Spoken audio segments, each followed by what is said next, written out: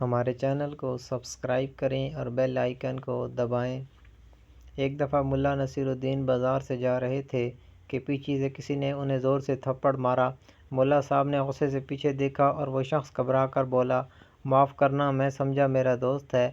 ملا صاحب نے کہا، نہیں، انصاف ہوگا، چلو عدالت چلتے ہیں۔ جج صاحب کے سامنے اپنا مدعا پیش کیا۔ جج نے کہا، اس شخص کا خوف دیکھ کر کہا، کیوں جناب، تم تھپڑ کی قیمت دو گے یا ملا صاحب آپ کو بھی تھپڑ لگائیں؟ اس شخص نے کہا، جناب میں تھپڑ کی قیمت دوں گا، لیکن ابھی میرے پاس کچھ بھی نہیں ہے۔ میری بیوی کے پاس کچھ زیور ہیں، وہ میں لے آتا ہوں۔ جج نے کہا، ٹھیک ہے، جلدی لے کر آؤ۔ ملا صاحب انتظار کرتے کرتے تھک گئے، لیکن وہ شخص نہیں آیا۔